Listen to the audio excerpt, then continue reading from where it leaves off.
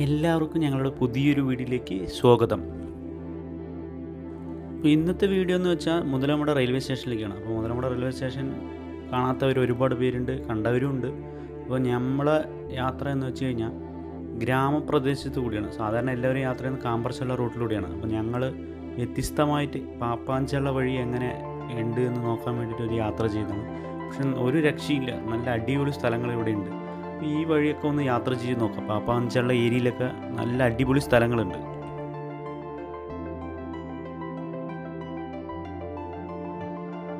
അതുവഴി കടന്നു പോകുമ്പോൾ തന്നെ നമുക്ക് മുകളിൽ നിന്ന് നോക്കിക്കഴിഞ്ഞാൽ റെയിൽവേ സ്റ്റേഷൻ കാണാൻ സാധിക്കും.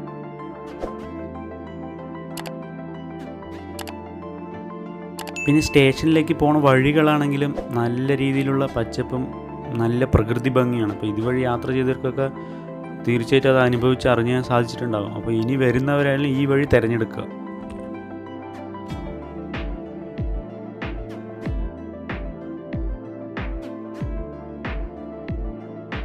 നമ്മളങ്ങനെ റെയിൽവേ സ്റ്റേഷൻ എത്തിയിട്ടുണ്ട്. അപ്പോൾ റെയിൽവേ സ്റ്റേഷൻ്റെ ഫ്രണ്ട് ഭാഗത്ത് തന്നെ കാണാൻ കഴിയുന്ന കാഴ്ച എന്ന് പറഞ്ഞാൽ കരിമ്പനകളാണ്. അപ്പോൾ ഇന്ന് പാലക്കാട് അധികം കാണാത്തൊരു കാഴ്ചയാണ് കരിമ്പനകൾ. അപ്പോൾ ഇവിടെ അത് കുറച്ചുണ്ട്. അതൊക്കെ കാണാൻ നല്ല രീതിയിൽ പ്രകൃതിയോട് ഇണങ്ങി കിടക്കുന്ന ഒരു സ്റ്റേഷൻ കൂടി ആയതുകൊണ്ട് അതിവിടെ നിലനിർത്തിയിട്ടുണ്ട്. അപ്പോൾ ചെറിയൊരു സ്റ്റേഷനാണ്. അപ്പോൾ ഇതിനകത്തെ കാഴ്ചകൾ എന്തൊക്കെയാണെന്നൊക്കെ നമുക്ക് നോക്കാം.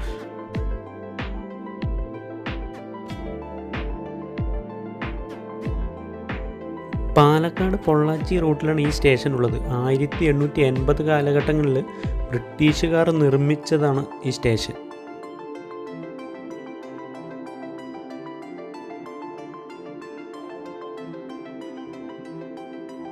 ഈ ഒരു ചെറിയ വഴിയിലൂടെ നമുക്ക് അകത്ത് പ്രവേശിക്കാം. അകത്ത് കയറിക്കഴിഞ്ഞാൽ നമുക്ക് അതിസുന്ദരമായിട്ടുള്ള ഒരു റെയിൽവേ സ്റ്റേഷൻ തന്നെ നമുക്ക് കാണാൻ സാധിക്കുന്നത്.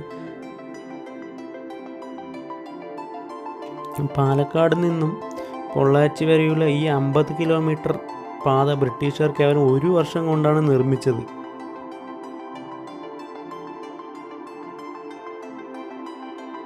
ഇപ്പോൾ ഇവിടെ ട്രെയിൻ അധികം 2-3 ട്രെയിനൊക്കെ ഓടുന്നുള്ളൂ ഈ റൂട്ടിലൂടെ. പണ്ടെന്ന് വെച്ച് കഴിഞ്ഞാൽ മീറ്റർ ഗേജ് ആയിട്ട് പ്രവർത്തനം നടന്നുകൊണ്ടിരിക്കുമ്പോൾ ഈ പാത അറിയപ്പെട്ടിരുന്നത് വന്നിട്ട് തീർത്ഥാടന പാത എന്നാണ് അറിയപ്പെട്ടത്, ഈ റെയിൽ പാത. കാരണം എന്താണെന്ന് വെച്ച് കഴിഞ്ഞാൽ പഴനി, മധുര, രാമേശ്വരം എന്നീ സ്ഥലങ്ങളിലേക്ക് ഈ റൂട്ടിലൊരു ട്രെയിൻ ഉണ്ടായിരുന്നു. അപ്പോൾ ഇവിടെ നിന്ന് ഒരുപാട് പേര് ആ സ്ഥലങ്ങളിലേക്ക് തീർത്ഥാടനത്തിന് പോകുമ്പോൾ ഈ മുതലമട സ്റ്റേഷനായിരുന്നു ആശ്രയിച്ചത്. അതുകൊണ്ടാണ് ആ പേര് വരാൻ കാരണം.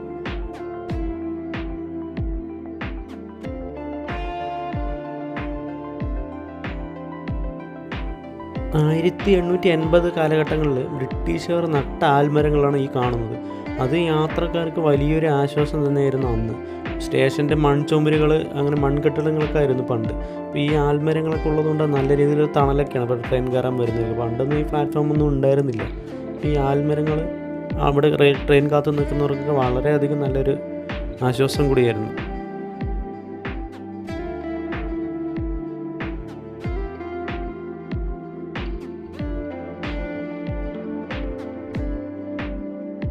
ഈ ആൽമരങ്ങൾ തന്നെയാണ് ഈ സ്റ്റേഷൻ്റെ പ്രത്യേകതയും. പിന്നെ ഒരുപാട് സിനിമ ലൊക്കേഷൻ ഒക്കെ ആയി മാറിയപ്പോൾ സ്റ്റേഷൻ കൂടുതൽ ശ്രദ്ധിക്കാൻ തുടങ്ങിയ ആൾക്കാർ. അപ്പോൾ ലൊക്കേഷൻ ഒരുപാട് ഫേമസ് ആയ സിനിമകൾ തന്നെയാണ് ഇവിടെ ഷൂട്ട് ചെയ്തത്. ഒരു യാത്രാമൊഴി, അതുപോലെ തന്നെ മേഘം, വെട്ടം, അതുപോലെ തമിഴിൽ നിന്ന് അൻപേശിവം, അങ്ങനത്തെ സിനിമകളൊക്കെ ഷൂട്ട് ചെയ്ത് കഴിഞ്ഞപ്പോൾ ജനങ്ങൾ ഒരുപാട് ശ്രദ്ധിക്കുന്നു ഈ സ്റ്റേഷൻ എവിടെയാണ്. അങ്ങനെ മുതലമട റെയിൽവേ സ്റ്റേഷൻ അറിയപ്പെടാൻ തുടങ്ങി. അപ്പോൾ ഒരുപാട് ജനങ്ങൾ അതിന് ശേഷം ഇവിടെ എത്തി തുടങ്ങിയിട്ടുണ്ട്.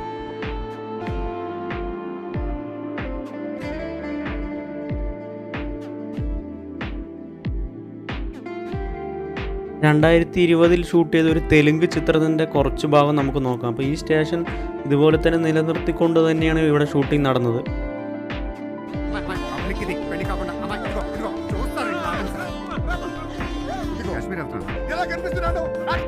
ഈ തെലുങ്ക് ചിത്രം ഷൂട്ട് ചെയ്യുമ്പോൾ വളരെ രീതിയിലുള്ള വലിയൊരു പ്രൊട്ടക്ഷനൊക്കെ ആയിരുന്നു മഹേഷ് ബാബുവിന്, അതുപോലെ തന്നെ രശ്മിത മന്ദാന അവർക്കൊക്കെ.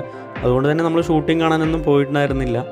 അപ്പോൾ ചെറിയ രീതിയിലുള്ള പേരൊക്കെ മുതലമട സ്റ്റേഷൻ്റെ പേര് തെലുങ്കിൽ ഏതൊരു സ്റ്റേഷനൊക്കെ ആക്കിയിട്ടായിരുന്നു ഇവിടെ ഷൂട്ടിംഗ് നടന്നുകൊണ്ടിരുന്നത്.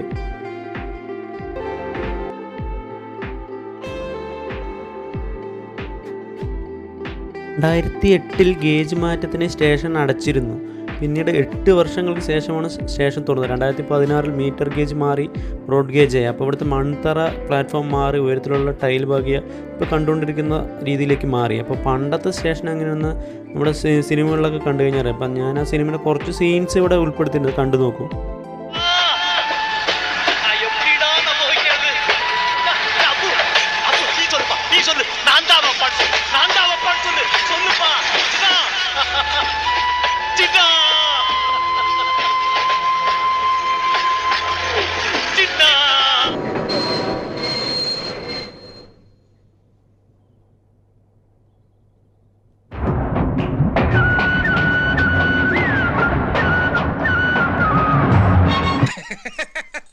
You seem happy.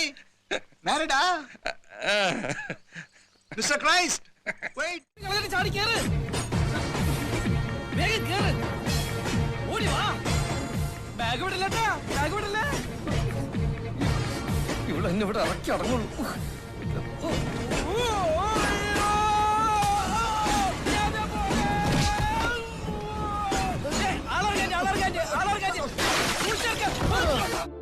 അപ്പോൾ നിങ്ങൾക്ക് കണ്ടില്ലേ പഴയ സ്റ്റേഷൻ എങ്ങനെയാണ് പുതിയ സ്റ്റേഷൻ എങ്ങനെയാണെന്നുള്ളത്.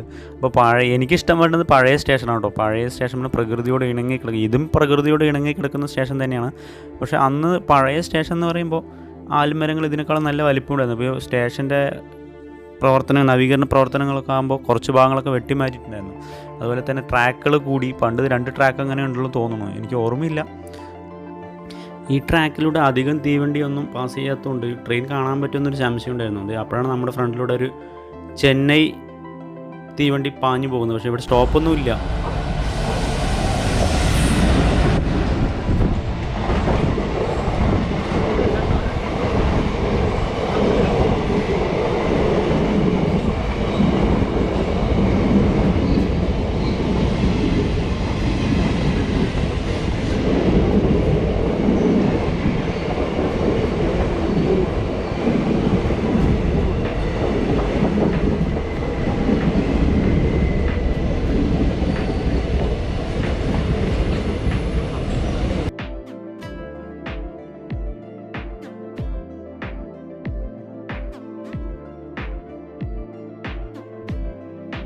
നമ്മൾ വിചാരിക്കാത്തൊരു കാര്യമായിരുന്നു ട്രെയിൻ കാണാൻ സാധിക്കുന്നത്. കാരണം എന്താണെന്ന് വെച്ചാൽ ഇവിടുത്തെ ടൈമിങ്ങും കാര്യങ്ങൾക്കൊന്നും നമുക്ക് അറിയില്ലായിരുന്നു. അധികം ട്രെയിൻ ഓടാത്ത കാരണം എപ്പോഴാണ് ഇവിടെ വന്നു കഴിഞ്ഞാൽ ട്രെയിൻ കാണാൻ സാധിക്കുന്നതെന്ന് അറിയില്ല. ഇപ്പോൾ 4:20 നമ്മൾ ഈ ട്രെയിൻ കണ്ടത്. പിന്നെ എനിക്ക് എടുത്ത് പറയാനുള്ളൊരു കാര്യം എന്താണെന്ന് വെച്ചാൽ മുതലമടയിലുള്ള ഒരുപാട് പേര് ഈ സ്റ്റേഷൻ കണ്ടിട്ടില്ല ഇപ്പോഴും.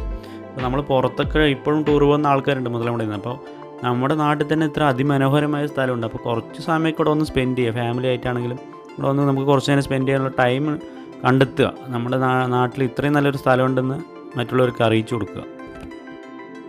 ഇപ്പോൾ മുതലമടയിൽ ചുള്ളിയാർ ഡാം, മീങ്കര ഡാം ആ ഏരിയയിലൊക്കെ വരുന്നവർ മുതലമട റെയിൽവേ സ്റ്റേഷനിൽ കയറാതെ പോകില്ല. കാരണം എന്താണെന്ന് വെച്ച് കഴിഞ്ഞാൽ നമ്മുടെ സിനിമക്കാർ തന്നെയാണ്. സിനിമയിലെ ലൊക്കേഷനൊക്കെ കണ്ടിട്ട് ഈ സീന് എവിടെയാണ് ഈ ഷൂട്ട് ചെയ്തെന്നൊക്കെ ഇവിടെ വന്ന് ചോദിച്ചാൽ നമ്മൾ റെയിൽവേ സ്റ്റേഷനോട് എടുത്ത് പറയാറ്. അപ്പോൾ ഇവിടെ വരുന്നവർ ഈ റെയിൽവേ സ്റ്റേഷൻ കാണാതെ ഒരിക്കലും പോകാറില്ല.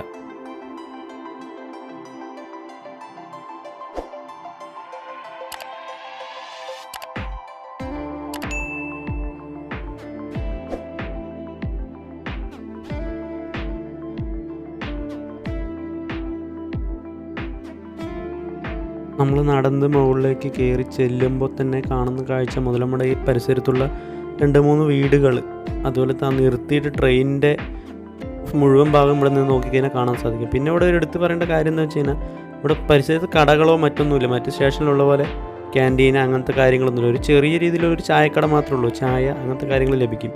വേറെ ഒന്നും തന്നെ ഈ പരിസരത്ത് കിട്ടാനുള്ള സാധ്യതയില്ല. കടകൾ അങ്ങനത്തെ സംഭവം ഒന്നുമില്ല.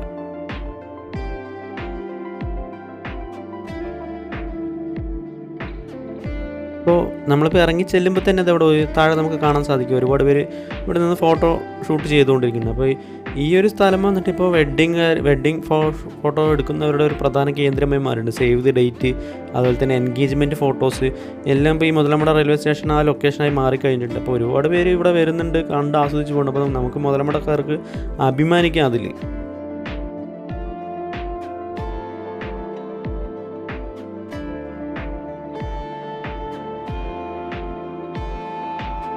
ഇവിടെ ഒരുപാട് സിനിമ ഷൂട്ട് ചെയ്തിട്ടുണ്ടെങ്കിലും ഇവിടെ വരുന്നവരുടെ മനസ്സിൽ പെട്ടെന്ന് ഓടിയെത്തുന്ന ചിത്രം വെട്ടം തന്നെയായിരിക്കും. കാരണം എന്താണെന്ന് വെച്ച് കഴിഞ്ഞാൽ ഈ പേരാളിൻ്റെ വള്ളികൾ തന്നെയായിരിക്കും. ദിലീപേട്ടൻ വെട്ടം എന്ന ചിത്രത്തിൽ ട്രെയിനിൽ നിന്ന് ചാടി ഇറങ്ങുകയും ആ ചട്ടി പൊട്ടുന്ന സീനെല്ലാം ഇവിടെയാണല്ലോ ഷൂട്ട് ചെയ്തത്. അപ്പോൾ എല്ലാവർക്കും ആ സീനാണ് പെട്ടെന്ന് ഓർമ്മ വരുന്നത് ഇവിടെ എത്തുമ്പോൾ. അതിന് പ്രധാന കാരണം ആ ചിത്രത്തിൻ്റെ കോമഡി എൻ്റർടൈൻ ഭാഗങ്ങൾ തന്നെയാണ്. പിന്നെ ചെറിയൊരു സ്റ്റേഷൻ ആയതുകൊണ്ട് തന്നെ ഭംഗിക്കൊന്നും ഒരു കുറവുമില്ല. സ്റ്റേഷൻ്റെ പുറകിലായിട്ടുള്ള കരിമ്പനകൾ സ്റ്റേഷൻ്റെ ഭംഗി കുറച്ചുകൂടി കൂട്ടുന്നുണ്ട് എന്ന് വേണമെങ്കിൽ പറയാം.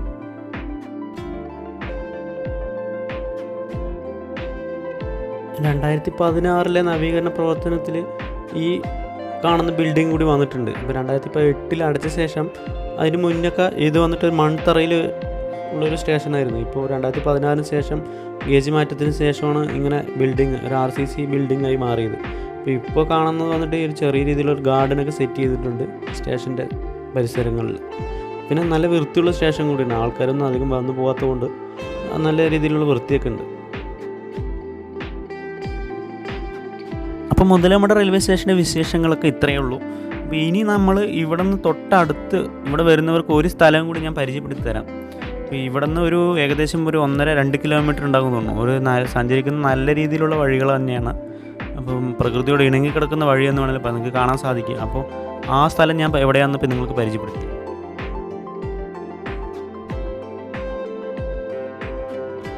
നമ്മൾ പോകുന്ന സ്ഥലം വന്നിട്ട് മെച്ചിപ്പാറമല അയ്യപ്പ ക്ഷേത്രമാണ്. അപ്പോൾ ഈ പോകുന്ന വഴി വന്നിട്ട് പൂർണ്ണമായിട്ടും ഓഫ് റോഡാണ്. അങ്ങോട്ട് ടാർ റോഡൊന്നും ഇല്ല. പിന്നെ പകുതി ദൂരം കാറൊക്കെ ചെല്ലും. അതുപോലെ കാർ നിർത്തിയിട്ട് കുറച്ച് ദൂരം നടക്കാനുണ്ട്. ഇപ്പോൾ ബൈക്കൊക്കെ ഓടിക്കുന്നവരാണെങ്കിൽ മുകളിലേക്ക് ബൈക്ക് പോകാനുള്ള സംവിധാനമൊക്കെ ഉണ്ട്. പാറയുടെ മുകളിൽ കൂടി കയറി പോകണം. അതുപോലെ ജീപ്പൊക്കെ ആണെങ്കിൽ നമുക്ക് മുകളിലെത്താൻ സാധിക്കും.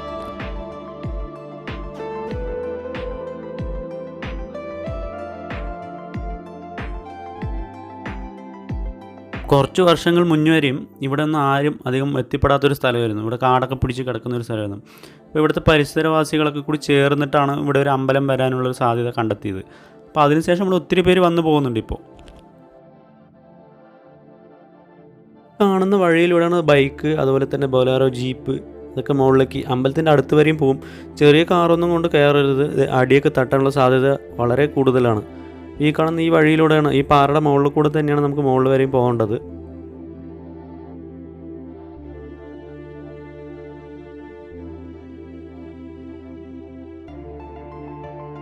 ഇപ്പോൾ 2020 ജനുവരി 26 ഇവിടെ കുംഭാഭിഷേകം നടന്നത്.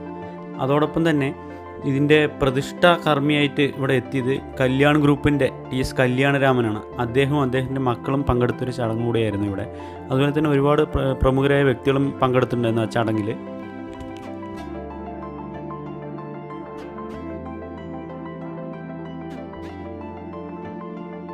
അപ്പോൾ നമ്മൾ പകുതിയോളം കയറിയിട്ടുണ്ട്. അപ്പോൾ ഇവിടെ പകുതി തന്നെ നോക്കുമ്പോൾ തന്നെ നല്ലൊരു വ്യൂ ആണ്. തെങ്ങും തോട്ടങ്ങൾ, മാവും തോട്ടങ്ങൾ, അതുപോലെ തന്നെ കരിമ്പനയുടെ ഇടയിലൂടെ റെയിൽവേ ട്രാക്ക് പോകുന്നുണ്ട്. അപ്പോൾ ട്രെയിൻ ഓടുന്ന സമയത്തൊക്കെ ഇവിടെ വരികയെന്നുണ്ടെങ്കിൽ അതൊക്കെ നമുക്ക് കാണാൻ വളരെ വ്യത്യസ്തമായിട്ടൊരു കാഴ്ചയായിരിക്കും.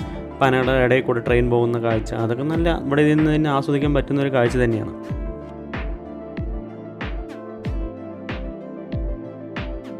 നമ്മൾ കയറി ചെല്ലുമ്പോൾ തന്നെ അമ്പലം കാണാൻ സാധിക്കും. ഇപ്പോൾ ഇവിടെ വരുന്നവർ അതിരാവിലെ ഇല്ലെങ്കിൽ വൈകുന്നേരം എന്നൊക്കെ വരികയാണെന്നുണ്ടെങ്കിൽ ഇവിടെ ഒരുപാട് കുറച്ച് സമയം സ്പെൻഡ് ചെയ്തിട്ട് നമുക്ക് തിരിച്ചു പോകും. കയറി ചെല്ലുമ്പോൾ തന്നെ അമ്പലത്തിൻ്റെ പുറകിലായിട്ട് തെന്മല കാണാം നമുക്ക്. അതുപോലെ തന്നെ ഇവിടെ നോക്കിയാൽ നല്ല രീതിയിലുള്ള വ്യൂ പോയിൻറ്റ്സ് ഒക്കെ ഉണ്ട്. ഇവിടെ വരുന്നവർക്ക് കുറച്ച് നേരം ഇവിടെ ഇരുന്ന് ആസ്വദിച്ചിട്ട് പോകാൻ പറ്റുന്നൊരു അന്തരീക്ഷം കൂടിയാണ് ഇവിടെ.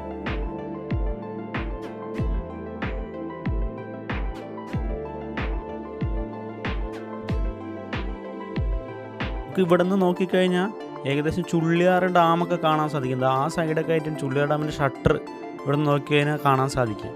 ഇവിടെ നിന്ന് നോക്കിയാൽ ഏകദേശം ഭാഗങ്ങളും കാണാൻ സാധിക്കും. പക്ഷെ നല്ലൊരു വ്യൂ തന്നെയാണ് കേട്ടോ ഇവിടെ.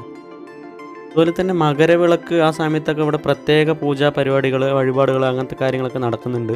ഇപ്പോൾ നമ്മൾ അടുത്തെത്തിയപ്പോൾ അമ്പലത്തിൻ്റെ പണി നടന്നുകൊണ്ടിരിക്കുകയാണ്. ഫ്രണ്ടിൽ ഷീറ്റ് വർക്കൊക്കെ നടന്നുകൊണ്ടിരിക്കുകയാണ്. അതുകൊണ്ട് തന്നെ നമ്മൾ അകത്ത് കയറിയിട്ടില്ല. അപ്പോൾ അവരുടെ പണി ചെയ്യുന്നവരെ ബുദ്ധിമുട്ടിക്കില്ല എന്ന് വിചാരിച്ചുകൊണ്ട് തന്നെ നമ്മൾ പുറത്തുനിന്ന് ഭാഗങ്ങൾ മാത്രം ഷൂട്ട് ചെയ്യുന്നുള്ളൂ. ഇപ്പോൾ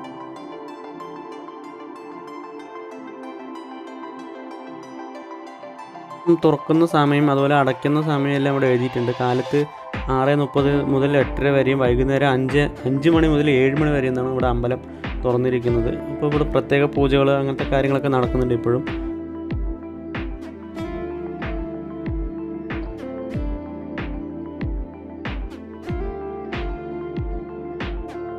അപ്പോൾ നമ്മുടെ വീഡിയോ ഇവിടെ അവസാനിക്കണം. നിങ്ങളുടെ സപ്പോർട്ട് ഉണ്ടെങ്കിൽ മാത്രം തന്നെ നമുക്ക് ഇനിയും അടുത്ത വീഡിയോ ചെയ്യാൻ സാധിക്കുള്ളൂ. നിങ്ങളുടെ സപ്പോർട്ടിനായിട്ട് ലൈക്ക് ചെയ്യുക, ഷെയർ ചെയ്യുക, കമൻറ്റ് ചെയ്യുക, അതുപോലെ തന്നെ ആ ബെൽ ബട്ടൺ ഒന്ന് പ്രസ് ചെയ്യുക. അടുത്തൊരു കിടിലും വീഡിയോ ആയിട്ട് നിങ്ങളുടെ മുന്നിലേക്ക് എത്തുന്നവരെ ബൈ ബൈ.